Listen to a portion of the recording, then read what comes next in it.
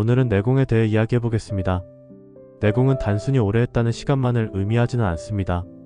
내공은 생각의 크기에서 시작됩니다. 그래서 우리 인생은 결국 생각의 크기와 상상력에 의해 좌우됩니다.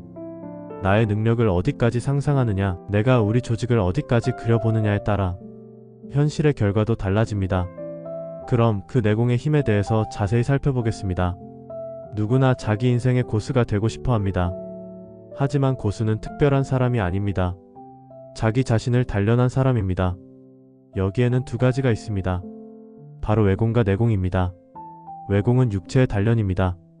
기술, 말솜씨, 판매 스킬, 체력, 표현력 등 눈에 보이는 능력입니다. 하지만 진짜 차이를 만드는 것은 내공입니다. 내공은 마음의 단련입니다. 흔들리지 않는 중심, 감정 조절, 상황을 바라보는 시야, 그리고 나 자신을 믿는 힘입니다. 마음이 건강해지면 육체도 건강해집니다. 생각이 단단해지면 행동도 단단해집니다. 물론 반대도 가능합니다. 몸을 관리하면 마음이 따라옵니다. 그래서 우리는 늘 둘 다 단련해야 합니다. 그러나 순서를 묻는다면 먼저 다져야 할 것은 내공입니다. 여러분은 지금 외공만 쌓고 있습니까? 아니면 내공을 키우고 있습니까? 그렇다면 내공을 기르는 가장 좋은 방법은 무엇일까요? 먼저 독만권서, 바로 만권의 책을 읽는 것이라고 말씀드리고 싶습니다. 책을 읽는다는 것은 단순한 정보 습득이 아닙니다. 2000년 이상 이어져 온 내공 단련의 방식입니다. 책을 펼치는 순간 우리는 과거의 현인들과 시공을 초월해 대화하게 됩니다. 그들의 실패, 고민, 통찰을 내 인생에 미리 적용해 볼 수 있습니다. 살다 보면 예상치 못한 상황이 생깁니다. 당황스럽고 걱정되는 일들도 반복됩니다. 그때 차이를 만드는 것은 지식의 양이 아니라 어떤 마음으로 임할 것인가에 대한 준비입니다. 독서는 그 준비를 해줍니다. 상황이 닥쳤을 때 감정에 끌려가는 대신 한 번 더 생각하고 선택하게 만듭니다. 내공은 하루아침에 생기지 않습니다. 조용히 꾸준히 보이지 않는 시간 속에서 쌓입니다. 책을 읽는 시간은 결국 나를 단단하게 만드는 시간인 것입니다. 행만리로도 알아볼까요? 만리를 직접 걸어보는 경험은 다름을 인식하며 우리의 시야를 넓혀줍니다. 즉, 책에서 얻은 지식은 우리를 현실과 연결해줍니다. 돈과 시간이 허락한다면 국내 여행도 좋고 해외 경험도 해보는 게 좋습니다. 낯선 공간에 나를 던져보는 것, 그 자체가 내공을 키우는 과정이기 때문입니다. 머리에 채워진 지식이 있을 때 여행은 단순한 관광이 아니라 깊이 있는 통찰의 시간이 됩니다. 여행을 하다 보면 왜 이럴까? 라는 질문이 생깁니다. 그 질문이 풀리는 과정, 그 이해의 과정이 바로 내공을 쌓는 길입니다. 특히 여행의 큰 매력은 나와 다른 사람을 만난다는 것입니다. 처음에는 낯설고 때로는 피곤합니다. 하지만 그 차이를 인정하기 시작하면 시야가 넓어지고 상대방에 대한 이해의 폭이 커집니다. 그 결과 불필요한 스트레스가 줄어듭니다. 물론 차이를 인정하는 일은 쉽지 않습니다. 말처럼 간단하지 않습니다. 때로는 부딪히고 깨지고 다시 생각해야 합니다. 하지만 그 과정을 통과한 사람만이 진짜 내공을 갖게 됩니다. 여러분은 지금 안전한 익숙함 속에 머물러 있습니까? 아니면 다름을 통해 스스로를 확장하고 있습니까? 그래서 진짜 내공은 흔들리지 않는 마음의 경지에 이르는 것입니다. 겉으로 강해 보이는 사람이 아니라 내면 세계가 평화로운 사람이 진짜 고수입니다. 내면이 평화로운 사람은 상황에 휘둘리지 않습니다. 말 한마디, 평가 하나, 잠깐의 실수로 무너지지 않습니다. 그래서 여기서 한 가지를 기억해야 합니다. 우리에게는 시련도 필요합니다. 아무런 파도도 없는 바다에서는 항해술이 늘지 않습니다. 부딪힘이 있어야 자기 한계를 알게 되고 그 한계를 넘어서는 힘이 생깁니다. 시련은 우리를 무너뜨리기 위해 오는 것이 아니라 우리의 중심을 단단하게 만들기 위해 옵니다. 중요한 것은 시련이 없기를 바라는 것이 아니라 그 속에서도 흔들리지 않는 마음을 만드는 것입니다. 그리고 단 하나의 생각이 운명을 바꿉니다. 우생마사, 홍수에 떠내려오는 소라는 이야기입니다. 왜 홍수가 나면 소는 살고 말은 죽는다고 할까요? 소는 배가 크고 팽팽해서 부력으로 물에 뜹니다. 하지만 말은 살려고 필사적으로 내 발을 허우적거리다 탈진해버립니다. 우리 인생에도 반드시 홍수가 옵니다. 사업의 위기, 관계의 갈등, 예상하지 못한 변수들. 그때 대부분의 사람들은 지푸라기라도 잡으려 허우적거립니다. 조급해지고 흥분하고 판단이 흐려집니다. 그리고 상황은 더 악화됩니다. 하지만 소는 다릅니다. 소가 가진 부력이 바로 내공입니다. 내공이 있는 사람은 당장 이기려고 몸부림치지 않습니다. 먼저 중심을 잡습니다. 그리고 상황을 읽습니다. 어떻게 하면 소처럼 부력을 가질 수 있을까요? 억지로 발버둥친다고 생기지 않습니다. 평소에 쌓아둔 생각, 독서, 경험, 실현의 통과가 그 부력이 됩니다. 관점이 달라지면 같은 위기도 다른 결과를 만듭니다. 소처럼 우직한 여유를 갖고 섭리에 몸을 맡길 수 있는 사람, 그 사람이 결국 살아남습니다. 그리고 이러한 관점을 갖기 위한 3가지 방법이 있습니다. 첫 번째는 바로 궁하면 통한다입니다. 주역과 개사하전에는 궁즉변, 변즉통, 통즉구 라는 말이 나옵니다. 궁하면 변하고 변하면 통하고 통하면 오래갑니다. 이는 만물의 순환 원리와 같습니다. 막힘은 끝이 아니라 변화를 요구하는 신호입니다. 우리는 위기를 만나면 대개 2가지 반응을 합니다. 하나는 두려움에 멈추는 것이고 다른 하나는 무작정 버티는 것입니다. 하지만 진짜 길은 궁함을 인정하는 데서 시작합니다. 막다른 상황에서야 비로소 생각이 깊어집니다. 풍족할 때는 생각을 덜하게 됩니다. 굳이 바꾸지 않아도 되기 때문입니다. 그러나 궁해지면 살아남기 위해 생각하게 됩니다. 고민하게 됩니다. 그리고 그 과정에서 난국을 타개할 아이디어가 떠오릅니다. 우리 삶도 마찬가지입니다. 어려움이 올 때 우리는 망한 것이 아니라 변화의 문 앞에 서 있는 것입니다. 궁함은 실패의 신호가 아니라 통함으로 가는 입구입니다. 여러분은 지금의 어려움을 도망칠 이유로 보고 있습니까? 아니면 통하기 위한 준비 과정으로 보고 있습니까? 2번째는 결론부터 말하는 것입니다. 지금은 정보가 넘쳐나고 있는 시대입니다. 길게 말하는 사람보다 짧고 정확하게 말하는 사람이 신뢰를 얻습니다. 짧은 글을 잘 쓰는 능력. 이것은 단순한 기술이 아니라 사고의 정리 능력입니다. 핵심을 모르면 줄일 수 없습니다. 투갈식 화법은 말할 때도 결론을 먼저 이야기하는 것입니다. 그래서 무엇인가? 이 질문에 먼저 답하는 사람이 전문가로 보입니다. 그리고 서론은 짧아야 합니다. 서론이 길어질수록 상대는 지칩니다. 핵심에 빨리 도달하는 것이 상대를 존중하는 태도입니다. 마지막으로 갑의 화법을 버려야 합니다. 내 말이 길어져도 상대는 어쩔 수 없이 들어야 하는 상황, 그 구조에 기대는 순간 신뢰는 떨어집니다. 사람들은 대화할 때 긴 설명을 원하는 것이 아니라 명확한 방향을 원합니다. 결론부터 말하는 사람은 자신의 생각이 정리된 사람입니다. 생각이 정리된 사람은 내공이 있는 사람입니다. 3번째 원리는 분리주시, 자기 객관화입니다. 나의 삶 자체가 하나의 소설감이구나. 이렇게 바라볼 수 있을 때 치유는 시작됩니다. 우리는 보통 고통 속에 들어가 버립니다. 상황과 감정에 완전히 잠겨 나 자신을 잃어버립니다. 하지만 내공이 있는 사람은 다릅니다. 자기 자신을 한 발 떨어져 바라봅니다. 마치 인공위성에서 지구를 내려다보듯 자기를 객관화합니다. 이 과정을 저는 분리주시라고 부릅니다. 감정은 느끼되 그 감정에 휘둘리지는 않는 상태입니다. 어떤 작가는 자신의 출생과 환경으로 인한 상처를 소설을 통해 객관화하며 치유했습니다. 그는 깨달았습니다. 내 인생 자체가 하나의 이야기구나. 이 관점의 전환이 자기 연민을 자기 이해로 바꾸고 고통을 자산으로 바꿉니다.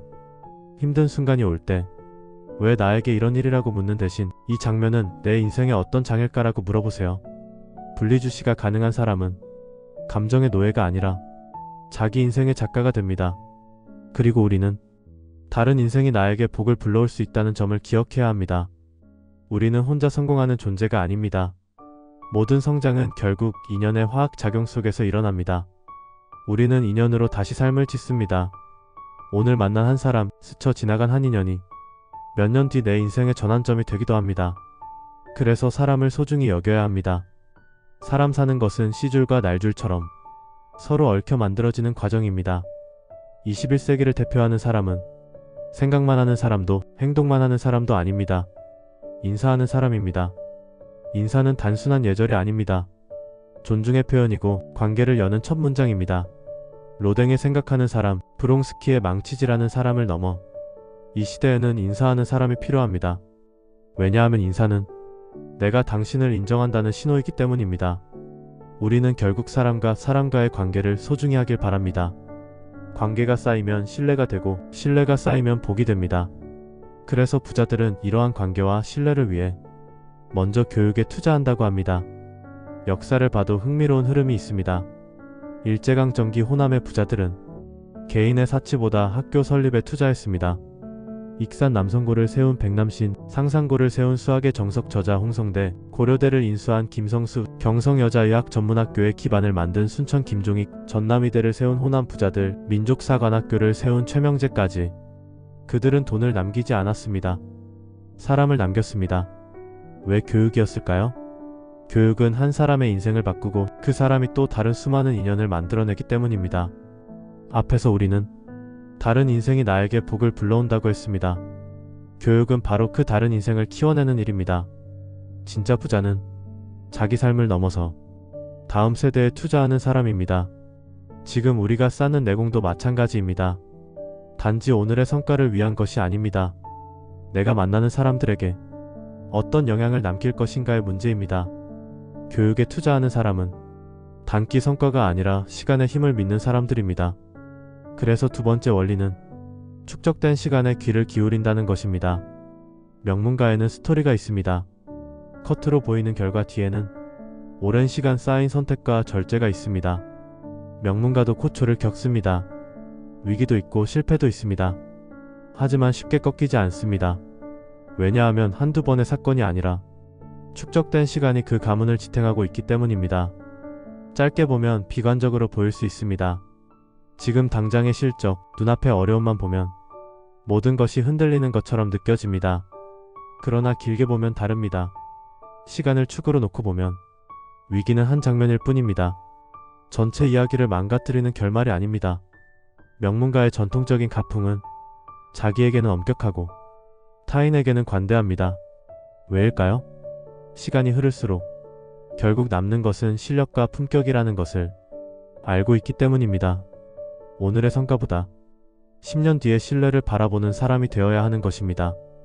지금 여러분께서는 순간의 욕심과 분노에 흔들리고 있습니까? 아니면 축적될 시간을 준비하고 있습니까? 시간이 쌓인 사람은 결국 하늘의 뜻을 이해하게 됩니다. 하늘의 뜻을 이해한다는 것은 거창한 종교적 의미가 아닙니다. 겸손의 철학을 받아들이는 것입니다. 어둠의 철학이 바로 겸손입니다. 빛은 드러냅니다. 하지만 어둠은 지켜줍니다. 자신이 어둠, 즉 겸손 속에 있으면 상대방은 나를 쉽게 파악할 수 없습니다. 알아보기 어려워야 안전할 수 있습니다. 자기 잘났다고 나대는 순간 망조는 시작됩니다. 스스로를 과하게 드러내는 순간 공격의 대상이 됩니다. 노출되면 공격이 들어오기 마련입니다. 그래서 진짜 고수는 스스로를 과시하지 않습니다. 겸손은 약함이 아닙니다. 전략입니다. 내공이 있는 사람의 선택입니다. 나의 성공이 오래 가려면 크게 말하기보다 깊게 가야 합니다. 드러내기보다 쌓아야 합니다. 하늘의 뜻은 단순합니다.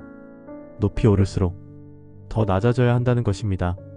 하늘의 뜻을 이해하려면 먼저 현실도 직시해야 합니다. 바로 청년계, 중년계, 숙년계의 현실입니다.